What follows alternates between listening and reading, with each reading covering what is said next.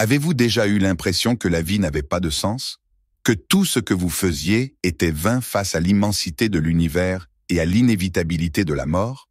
Si oui, vous n'êtes pas seul. Cette sensation de vide, d'absurdité, a été au cœur de la réflexion de l'un des plus grands penseurs du XXe siècle, Albert Camus. Aujourd'hui, nous allons plonger dans l'univers fascinant de l'existentialisme à travers les yeux de Camus. Nous explorerons comment, face à un monde apparemment dénué de sens, nous pouvons néanmoins créer une vie riche et significative.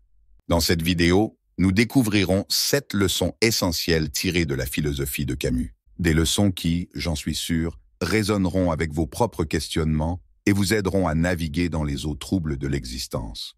Alors, êtes-vous prêt à affronter l'absurde et à en sortir plus fort?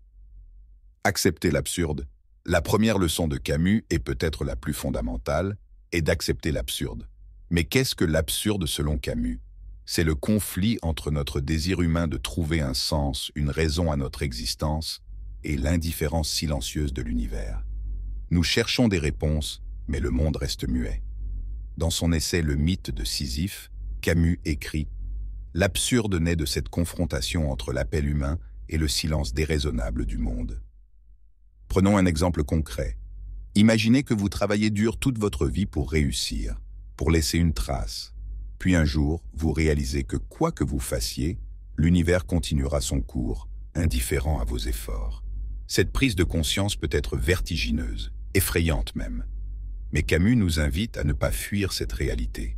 Au contraire, il nous encourage à l'accepter pleinement. Car c'est seulement en reconnaissant l'absurde que nous pouvons commencer à vivre authentiquement. Cette acceptation n'est pas de la résignation. C'est un acte de courage. C'est regarder la réalité en face, sans illusion, sans se mentir à soi-même. Alors, la prochaine fois que vous vous sentez écrasé par l'apparente absence de sens de la vie, rappelez-vous, c'est normal, c'est humain, et c'est le point de départ d'une existence plus authentique. La deuxième leçon de Camus découle naturellement de la première. Face à l'absurde, il faut se révolter. Dans L'homme révolté, Camus écrit « Je me révolte, donc nous sommes ». Cette phrase fait écho au célèbre « Je pense, donc je suis » de Descartes, mais avec une nuance cruciale. Pour Camus, c'est dans la révolte contre l'absurde que nous affirmons notre humanité. Mais attention, la révolte dont parle Camus n'est pas une révolte violente ou destructrice. C'est une révolte créatrice, une affirmation de la vie face à l'absurde. Concrètement, que signifie se révolter? C'est refuser de se résigner. C'est continuer à créer, à aimer, à vivre pleinement, tout en étant conscient de l'absurdité de notre condition. Prenons l'exemple d'un artiste.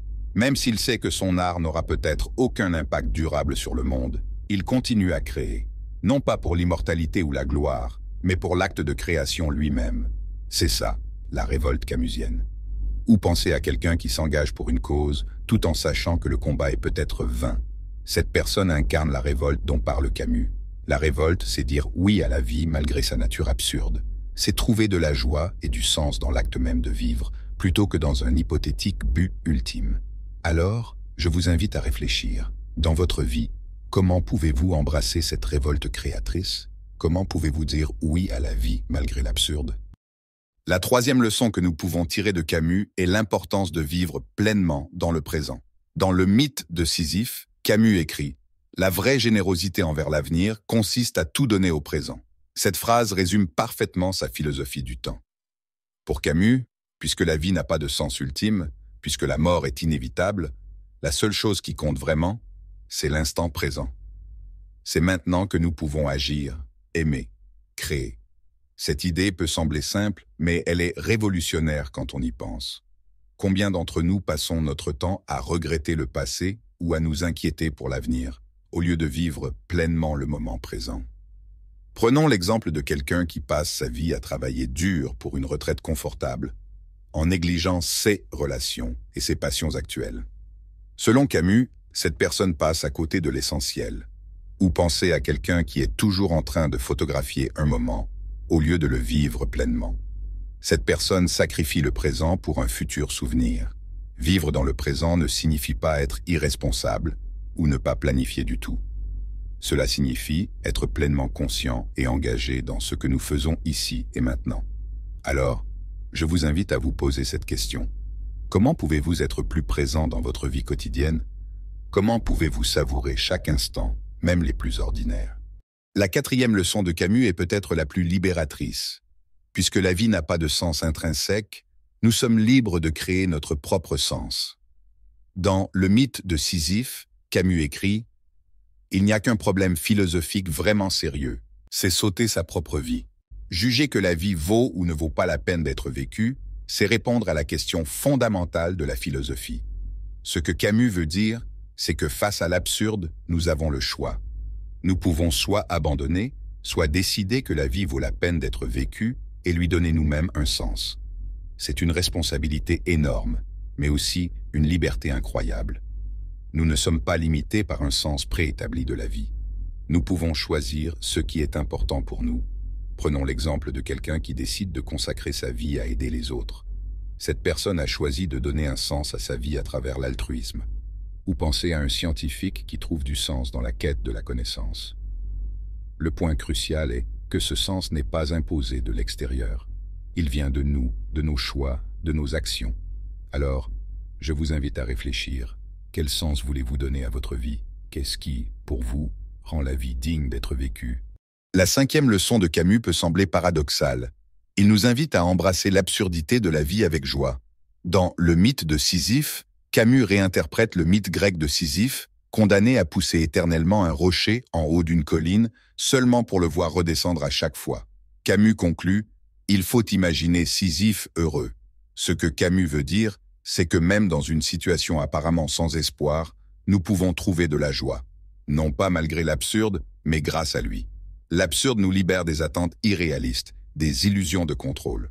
Une fois que nous acceptons que la vie n'a pas de sens inhérent, nous sommes libres d'en profiter pour ce qu'elle estimate. Prenons l'exemple de quelqu'un qui a perdu son emploi. Au lieu de se morfondre, cette personne pourrait voir cela comme une opportunité de réinventer sa vie, d'explorer de nouvelles possibilités. Ou penser à quelqu'un qui fait face à une maladie grave. Plutôt que de se laisser abattre, cette personne pourrait choisir de vivre chaque jour qui lui reste avec une intensité renouvelée. Embrasser l'absurde avec joie, c'est rire face à l'adversité. C'est danser sous la pluie plutôt que d'attendre que l'orage passe. Alors, je vous invite à réfléchir. Comment pouvez-vous trouver de la joie dans les aspects absurdes de votre vie? Comment pouvez-vous transformer vos défis en opportunités de croissance et de bonheur? La sixième leçon que nous pouvons tirer de Camus est l'importance de la solidarité humaine face à l'absurde. Dans La peste, Camus écrit « Ce qu'on apprend au milieu des fléaux, c'est qu'il y a dans les hommes plus de choses à admirer que de choses à mépriser. » Pour Camus, l'absurdité de la vie n'est pas une raison de se replier sur soi. Au contraire, c'est une invitation à se rapprocher les uns des autres. Nous sommes tous dans le même bateau, tous confrontés à la même condition absurde. Cette solidarité n'est pas basée sur des idéaux abstraits ou des croyances communes. Elle est fondée sur notre humanité partagée, sur notre vulnérabilité commune face à l'absurde. Prenons l'exemple d'une communauté qui se mobilise pour aider ses membres les plus vulnérables pendant une catastrophe naturelle. Cette solidarité spontanée incarne parfaitement l'idée de Camus. Ou penser à des mouvements de solidarité internationale, où des gens de différents pays s'unissent pour une cause commune. C'est un autre exemple de cette solidarité humaine face à l'absurde. Cultiver cette solidarité, c'est reconnaître que malgré nos différences, nous partageons tous la même condition humaine. C'est choisir l'empathie et la compassion plutôt que l'indifférence ou l'hostilité. Alors, je vous invite à réfléchir. Comment pouvez-vous cultiver plus de solidarité dans votre vie quotidienne? Comment pouvez-vous tendre la main à ceux qui vous entourent, reconnaissant votre humanité partagée? La septième et dernière leçon que nous pouvons tirer de Camus est l'importance de rester fidèle à ses valeurs, même face à l'absurde. Dans L'homme révolté, Camus écrit « La vraie générosité envers l'avenir consiste à tout donner au présent ». Cette phrase prend tout son sens quand on la comprend dans le contexte de l'éthique de Camus. Pour Camus, même si la vie n'a pas de sens ultime, nos actions ont une importance ici et maintenant. Nos choix, notre comportement, nos valeurs définissent qui nous sommes et affectent ceux qui nous entourent. Rester fidèle à ces valeurs ne signifie pas être rigide ou dogmatique. Cela signifie agir avec intégrité, en accord avec ce que nous croyons être juste, même quand c'est difficile. Prenons l'exemple de quelqu'un qui choisit de défendre une cause impopulaire parce qu'il la croit juste. Cette personne incarne l'éthique de Camus. Ou pensez à quelqu'un qui refuse de compromettre ses principes pour un gain à court terme. Cette personne reste fidèle à ses valeurs malgré la tentation de l'opportunisme. Rester fidèle à ses valeurs, c'est donner une cohérence à notre vie. C'est créer un sens à travers nos actions, même face à l'absurde. Alors, je vous invite à réfléchir. Quelles sont vos valeurs fondamentales? Comment pouvez-vous les incarner plus pleinement dans votre vie quotidienne, même face aux défis et aux incertitudes? Nous voici arrivés au terme de notre exploration de la philosophie de Camus. Nous avons vu comment, face à l'absurdité de la vie, nous pouvons néanmoins trouver du sens et de la joie. Rappelez-vous, acceptez l'absurde, révoltez-vous contre lui de manière créative, vivez pleinement dans le présent, créez votre propre sens, embrassez l'absurdité avec joie, cultivez la solidarité humaine et restez fidèle à vos valeurs. La philosophie de Camus n'est pas une recette magique pour éliminer tous les problèmes de la vie, mais elle nous offre des outils puissants pour naviguer dans un monde qui peut souvent sembler dénué de sens.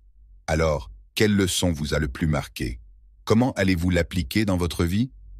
Partagez vos réflexions dans les commentaires. Si cette vidéo vous a plu, n'hésitez pas à la partager et à vous abonner pour soutenir la chaîne.